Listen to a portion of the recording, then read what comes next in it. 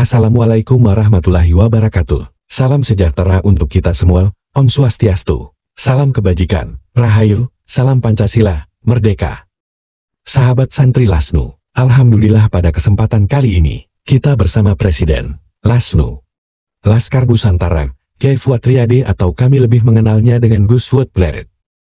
Gus, kita sudah melewati Pilpres dengan sukses, dan menghasilkan Pak Prabowo sebagai Presiden terpilih. Menggantikan Pak Jokowi yang sebentar lagi sudah tidak menjabat presiden, dan Pak Prabowo sebagai penggantinya. Dalam hal ini, kami berharap di kepemimpinan beliau, polemik nasab tentang kaum Ba'alu ini akan selesai. Bagaimana tanggapan Gus dalam hal ini? Ketika Prabowo itu sudah memerintah, sudah dilantik, itu persoalan-persoalan menyangkut Habib itu dengan sendirinya akan selesai atau radikalisme itu akan tidak lagi dibicarakan. Kalau saya tidak sependapat dengan yang seperti itu. Nah, urusan Habib itu bukan semata-mata urusan quote unquote isu radikalisme yang dalam tanda petik diekspor oleh Amerika, tapi lebih real menyangkut eksistensi dan eksistensi ideologi dan bangsa Nusantara. Jadi ya akan selesai kalau di masa pemerintahan Prabowo, kalau kelompok Habib yang radikal yang mau bikin khilafah, yang mau merusak bangsa dan negara, yang terus-menerus memalsu sejarah bangsa, memalsu makam-makam leluhur bumi itu masih berlangsung, terus-menerus menggerogoti Nahdlatul Ulama, maka perlawanan putra-putri bangsa Nusantara itu akan terus berjalan. Karena yang naluri putra-putri bangsa Nusantara itu terlepas dari kita punya perjanjian suci, yaitu Pancasila, Bhinneka Tunggal Ika, Undang Dasar 45 dan NKRI. Soal Pancasila dan Bhinneka Tunggal Ika itu adalah naluri bawah sadar putra-putri bangsa Nusantara. Jadi berapa kali dicoba untuk digoyang misalnya Pancasila itu. Ada pemerintahan PKI Madiun yang dipimpin oleh Musa Al-Munawar, Habib itu. Kemudian pemerintahan PKI 65 yang dipimpin oleh DNA Didek, Habib juga. Ada Sofyan Barakbah juga di Kalimantan. Ya kan, kenapa selalu gagal? Ya karena memang dari sononya itu naluri bangsa, putra-putri bangsa Nusantara ini, ya Pancasila itu sendiri, Bhinneka Tunggal Ika itu sendiri. Nah, ketika itu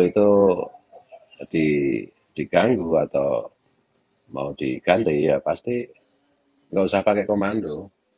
Naluri putra-putri bangsa Nusantara itu pasti akan menjaga, membela Pancasilanya, menjaga, membela Bhinneka Tunggal Ika.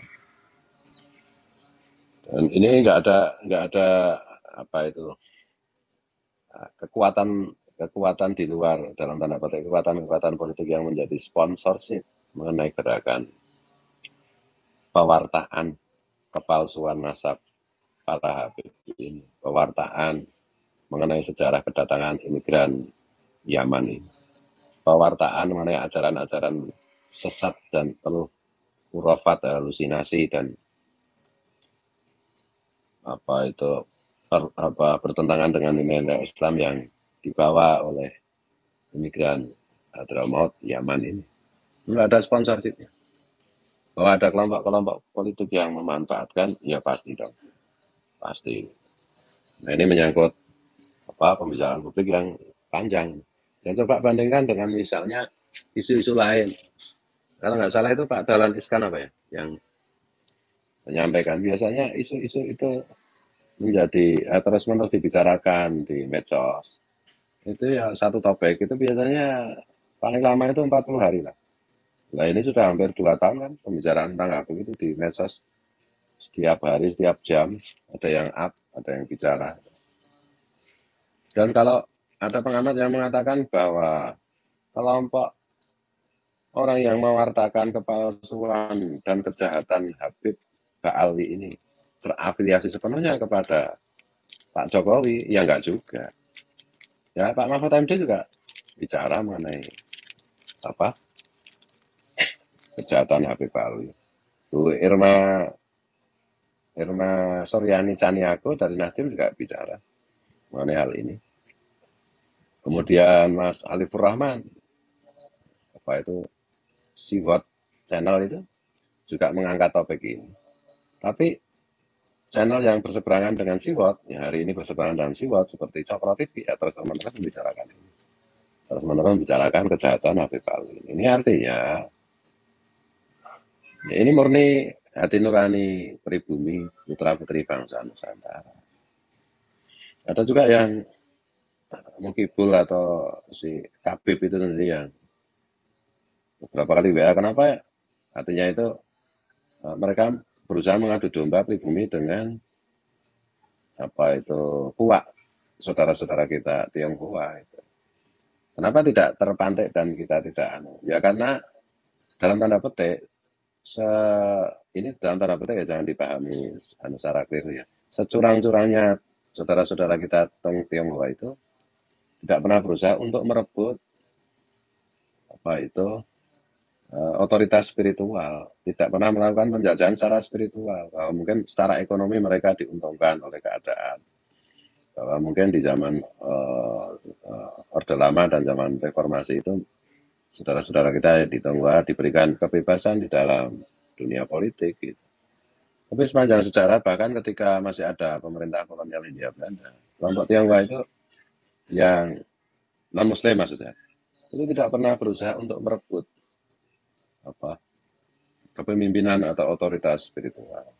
Apalagi ganggu-ganggu NO,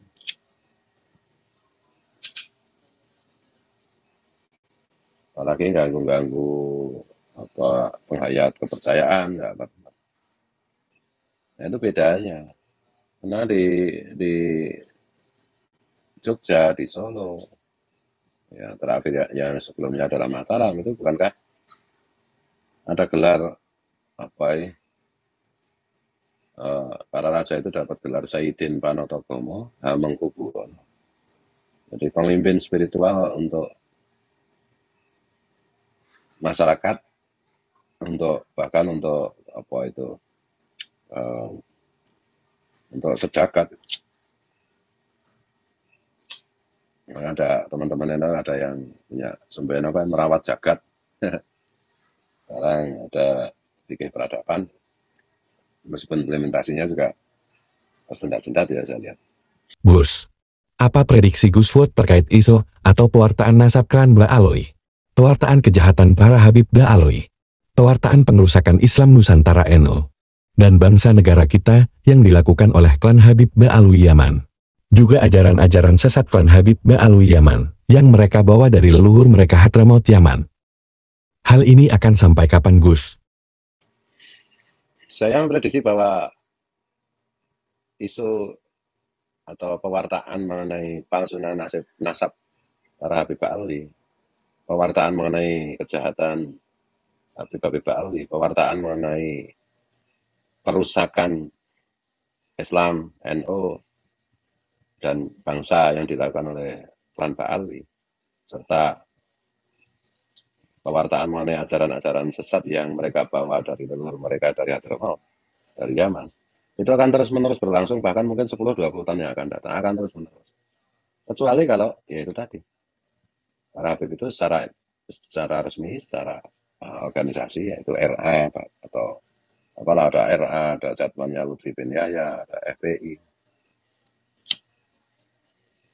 Itu secara resmi mendeklarasikan pertobatan, tobat dari ajaran leluhur mereka yang mereka bawa dari Hadramaut yang penuh halusinasi itu, yang banyak yang bertentangan dengan merusak ajaran Islam, merusak ajaran NU, dan apa itu bertentangan dengan Pancasila dan Bhinneka Tunggal Ika itu. Kalau mereka mau meninggalkan itu, kalau mereka mengumumkan diri sebagai klan yang bukan keturunan Nabi Muhammad SAW, nah ini pembicaraan akan selesai, isu akan selesai. Terima kasih, Gus. atas pemaparannya Gus Fuad. Hal ini sangat bermanfaat untuk kami, menambah ilmu untuk kami, dan membuka pikiran kami yang selama ini menjadi kegelisahan, dan menjadi pertanyaan masyarakat Tribul, khususnya pribumi Nusantara. Kami Santri Laskar Nusantara, LASNU. Militan pelindung Pancasila, UUD 45, Bhinneka Tunggal Ika dan NKRI, harga mati. Assalamualaikum warahmatullahi wabarakatuh, Rahayu. Salam Pancasila, Merdeka.